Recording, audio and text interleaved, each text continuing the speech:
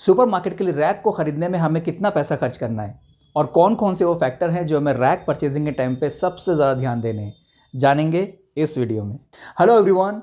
दोस्तों, आमतौर से मैंने देखा है कि जब कभी भी कोई भी एक न्यू इंडिविजुअल अपनी सुपरमार्केट खोलने का प्लान करते हैं तो सबसे पहला काम या तो लोकेशन फाइनल करने के बाद या कभी कभी तो लोकेशन फाइनल करने से पहले जो लोग आमतौर से करते हैं वो करते हैं रैक के बारे में इंक्वायरी करना।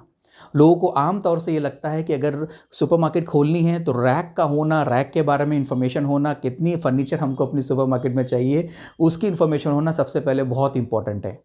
और यहीं पर एक सबसे बड़ी गलती जो मैं आम तौर से देखता हूँ वो ये है कि लोग रैक की इंक्वायरी तो करना चालू कर देते हैं, फर्नीचर के बारे में डिफरेंट रैक मैन्युफैक्चरर से बात तो करना चालू कर देते हैं, लेकिन उसे ख़रीदने के पीछे जो बेसिक पैरामीटर्स होते हैं उसकी इन्फॉर्मेशन ना होने की वजह से वो सबसे बड़ा लॉस जो है वो इसी फैक्टर में पहले स्टेप में ही कर देते हैं। जबकि आपको ये मालूम होना चाहिए कि सुपरमार्केट खोलने के टाइम पे रैक की परचेजिंग पहला स्टेप नहीं है, वो 4th 5th स्टेज पे आता है।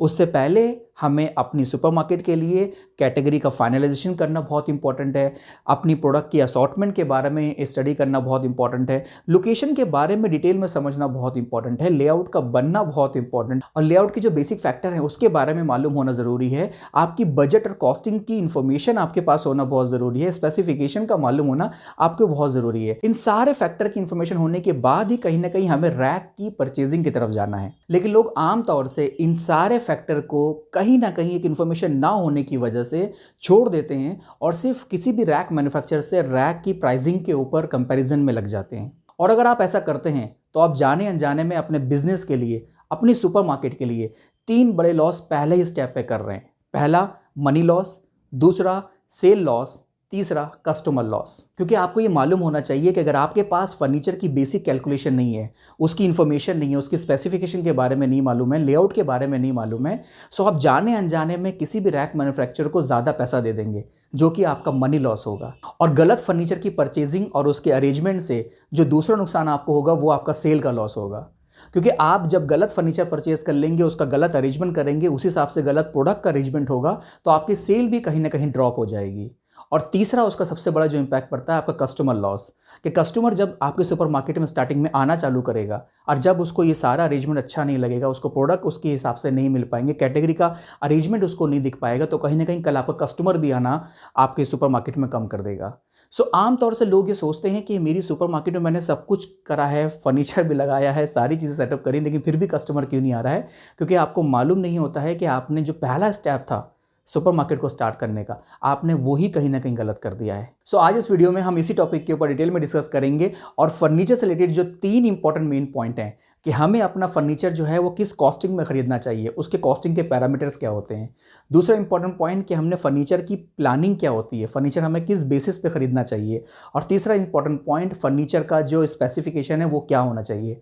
इन तीनों टॉपिक के ऊपर आज की इस वीडियो में हम डिटेल में डिस्कस करेंगे। तो चलिए बात करते हैं पहले पॉइंट के बारे में जो कि है फर्नीचर की कॉस्टिंग वाला पार्ट। देखिए, किसी भी सुपरमार्केट में आपको जब फर्नीचर के ऊपर जो पर स्क्वायर फीट की कॉस्ट होती है उसकी इन्फॉर्मेशन होना बहुत ज़रूरी है। आपकी सुपरमार्केट के लिए, चाहे वो मिनी सुपरमार्केट हो या आपकी सुपरमार्केट फुल कंप्लीट सुपरमार्केट का सेटअप हो, उसके लिए आपको फर्नीचर के ऊपर 250 से लेकर 300 रुपीज़ पर स्क्वायर फीट के अंदर ही कॉस्ट आपको उसमें लगानी है। मतलब 250 रुपीज़ पर स्क्वायर फीट से लेकर 300 रुपीज़ पर स्क्वायर फीट की कॉस्ट ही आपके सुपरमार्केट के फर्नीचर के लिए आनी चाहिए।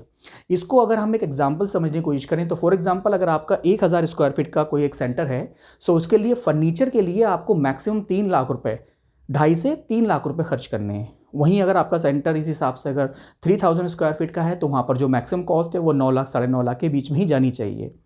यहाँ पर आपको एक पॉइंट और भी समझना है कि जब कभी भी मैं फर्नीचर की बात करता हूँ तो फर्नीचर में सिर्फ मेरी रैक्स और काउंटर ही नहीं आते हैं।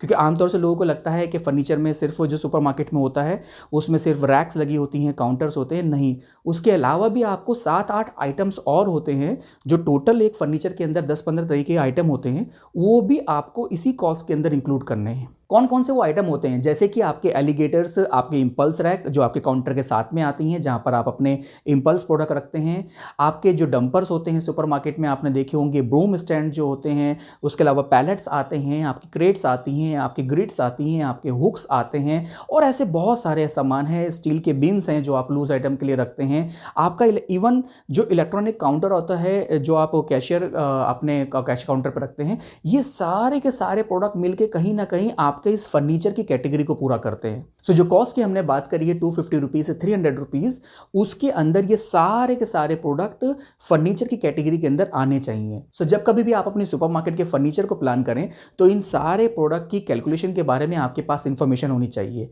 क्योंकि ये जितने भी प्रोडक्ट हैं ये प्रोडक्ट कहीं ना कहीं कई सारे फैक्टर पर डिपेंड करते हैं। आपकी सेल के ऊपर डिपेंड करता है कि आपके पास काउंटर कितने होंगे, आपके सेल के ऊपर डिपेंड करता है कि आपके सुपरमार्केट में ट्रॉलीज कितनी चाहिए, आपकी सेल के ऊपर, आपके कस्टमर के इन्वायरमेंट के ऊपर, आपके एरिया के ऊपर डिपेंड करता है कि बास्केट कितने लगेंगी, पैलेट्स कितने आएंगे, आपके ग्रिड का एरिया आपको कितना रखना है, आपको ऑन फ्लोर पर डिस्प्ले कितना करना है।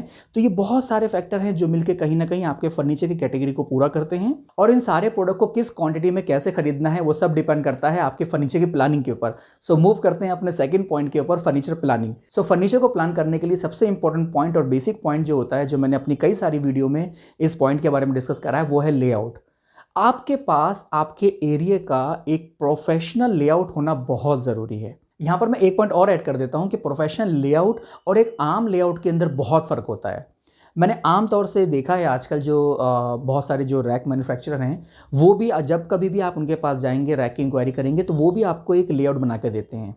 मैं यहाँ किसी रैक मैन्युफैक्चरर के एंटी या उनके कोई ख़िलाफ़ बात नहीं कर रहा हूँ। सब रैक मैन्युफैक्चरर अच्छा काम कर रहे हैं, अपना अपना बिजनेस है लोग जो करते हैं, लेकिन मैं आपके फ़ायदे की बात कर रहा हूँ, आप जो इस वीडियो को देख रहे हैं। क्योंकि आपको ये समझ में आना चाहिए कि जो लेआउट आपके पास बन के रैक मैन्युफैक्चरर से भी आ रहा है, वो उसके पीछे लॉजिक क्या है। क्योंकि अगर उस लेआउट के अंदर सिर्फ और सिर्फ रैक्स लगी हुई हैं, हर तरफ एक रैक का ही अरेंजमेंट है, जहां रैक की ज़रूरत नहीं भी है, जहां फर्नीचर की ज़रूरत नहीं भी है, वहां पर भी फर्नीचर है, सो अल्टीमेटली फिर वो आपके लिए सही नहीं है, आपके बिजनेस के लिए सही नहीं है। सो आपके पास उसकी बेसिक इन्फॉर्मेशन, एक प्रोफेशनल लेआउट होना आपके पास बहुत ज़्यादा ज़रूरी है, क्योंकि आपके बिजनेस की वो बैकबोन है। आपके जो प्रोडक्ट आएंगे, आपका जो अरेंजमेंट होगा, आपकी जो सेल होगी, वो सब के सब कहीं ना कहीं उस लेआउट के ऊपर भी बहुत ज़्यादा डिपेंड करता है। सो हमें एक आम लेआउट नहीं बनाना है कि हमने एरिया का साइज़ डायमेंशन ले लिया और उसके अंदर हमने सब जगह रैक्स लगा दी, काउंटर कहीं भी कितने लगा दिए। काउंटर की जो बेसिक कैलकुलेशन होती है, कितने कस्टमर के ऊपर कितने काउंटर होने चाहिए, कितनी ट्रॉलीज होनी चाहिए, ये सब अगर इन्फॉर्मेशन नहीं है और बिना उसके ही अगर आप फर्नीचर है ये सब खरीद रहे हैं, सो अल्टीमेटली फिर वो लॉस वाला फैक्टर आपके लिए काम करने लगता है और बिजनेस के अंदर फिर आप अल्टीमेटली आपको लॉस में जाना पड़ता है।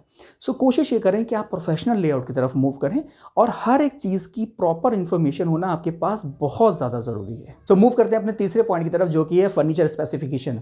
और ये पॉइंट मुझे आपको बताना इसके बारे में बहुत ज़्यादा इंपॉर्टेंट है, क्योंकि देखिए जनरली आपको कॉस्टिंग के बारे में पता चल जाएगा, दूसरा आपको फर्नीचर कैसे लगाना है उसका अरेंजमेंट भी आप कैसे कर लेंगे, लेकिन फर्नीचर के स्पेसिफिकेशन की इन्फॉर्मेशन होना आपके लिए बहुत ज़रूरी है।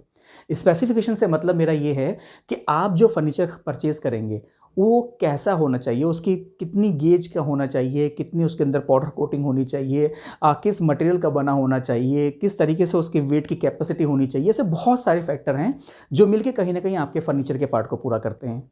मैंने आम तौर से देखा है कि जनरली लोगों को जब इसकी स्पेसिफिकेशन की इन्फॉर्मेशन नहीं होती है तो वो रैक की क्वालिटी चेक कैसे करते हैं कि सामने वाले कस्टमर से उसकी टफनेस के बारे में मालूम करते हैं, कितना मजबूत है, कितना चलेगा, पाउडर सही से रहेगा नहीं रहेगा, कोटिंग जो होती है पाउडर कोटिंग वो कितने टाइम तक चलेगी, इन सब के बारे में जनरल क्वेश्चन मालूम करते हैं। और बहुत सारे रैक मैन्युफैक्चरर जो होते हैं उनके मैंने कमेंट जब मैं सुनता हूं तो लोगों का ये होता है कि सर हम 10 साल की गारंटी दे रहे हैं, आप इसके ऊपर 100 किलो वेट रख के देख लीजिए, आप 200 किलो वेट रख के देख लीजिए, आप इसके ऊपर लेट के देख लीजिए, इससे कुछ नहीं होगा।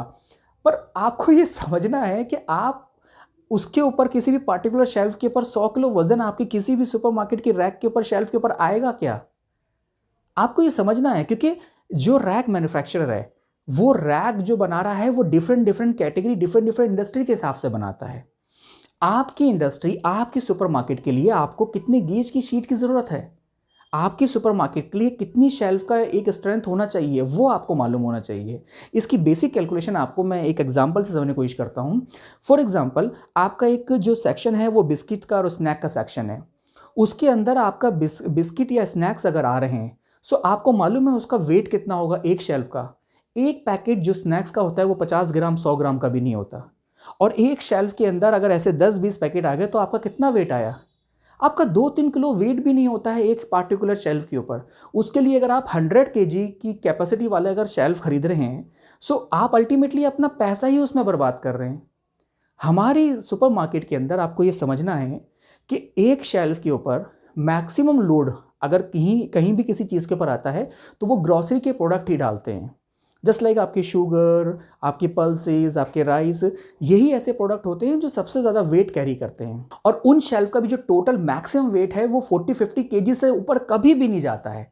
सो आपको अगर कोई रैक मैन्युफैक्चरर अगर 100 केजी की कैपेसिटी बोल के, 80 केजी की कैपेसिटी बोल के कोई अगर रैक का फर्नीचर दे भी रहा है, सो अल्टीमेटली आप उसके अंदर फिर अपनी स्पेसिफिकेशन से ज़्यादा का फर्नीचर परचेज कर रहे हैं और आप ज़्यादा वैल्यू पे वहाँ पर उनको दे रहे हैं। वहीं अगर आप बहुत हल्का प्रोडक्ट परचेज कर रहे हैं जहाँ पर आपने स्नैक्स वाली कैटेगरी तो कवर कर लेगा, लेकिन जहाँ एस टाइप के प्रोडक्ट होंगे वहाँ पर आपकी प्रॉब्लम आएगी, तो वहाँ पर भी आपको फिर इस कॉस्टिंग के ऊपर कम पैसा नहीं खर्च करना है, वहाँ पर भी आपको एक स्टैंडर्ड के हिसाब से पैसा खर्च करने की ज़रूरत है। देखिए, ये जो स्पेसिफिकेशन वाला पार्ट है ना, हम अपनी कंसल्टेंसी में बहुत डिटेल में इसके ऊपर डिस्कस करते हैं, क्योंकि ये एक लोकेशन टू लोकेशन और एरिया के हिसाब से, कस्टमर के रिक्वायरमेंट के हिसाब से मोस्टली चेंज होता है। यहाँ इस वीडियो में उन सारे स्पेसिफिकेशन के बारे में डिस्कस करना थोड़ा सा मुश्किल हो जाएगा, लेकिन वैसे भी ये जितने भी फैक्टर होते हैं स्पेसिफिकेशन के, ये साइड टू साइड डिफरेंट होते हैं। ये सारे के सारी स्पेसिफिकेशन जो होती है वो आपके सुपरमार्केट के एरिया के साइज़ के ऊपर, आपके वेटिंग कैपेसिटी के ऊपर, आपके मटेरियल की रिक्वायरमेंट के ऊपर, आपकी लोकेशन के हिसाब से भी कहीं ना कहीं चेंज होते रहते हैं। सो आई होप कि आपको इस फर्नीचर वाले सेक्शन के ऊपर एक इन्फॉर्मेशन मिली होगी। अगर आप भी इस टॉपिक के बारे में, फर्नीचर के बारे में और डिटेल में जानना चाहते हैं, इसके लेआउट के बारे में डिस्कस करना चाहते हैं, प्रोडक्ट की कैटेगरी के बारे में हमसे डिस्कस करना चाहते हैं, स्पेसिफिकेशन के बारे में अपने एरिया के हिसाब से डिस्कस करना चाहते हैं, सो आप भी इस नीचे दिए गए नंबर पर जाके हमसे कॉल कर सकते हैं और इन सब टॉपिक के बारे में हमसे डिटेल में डिस्कस कर सकते हैं। सुपरमार्केट कंसल्टेंसी के बारे में आप हमसे डिटेल में डिस्कस कर सकते हैं। आई होप कि आपको ये वीडियो अच्छी लगी होगी, इंफॉर्मेटिव लगी होगी। वीडियो को लाइक करिए, शेयर करिए, चैनल को सब्सक्राइब करिए। मिलते हैं एक नए वीडियो में एक नए टॉपिक के साथ। This is Ali signing off.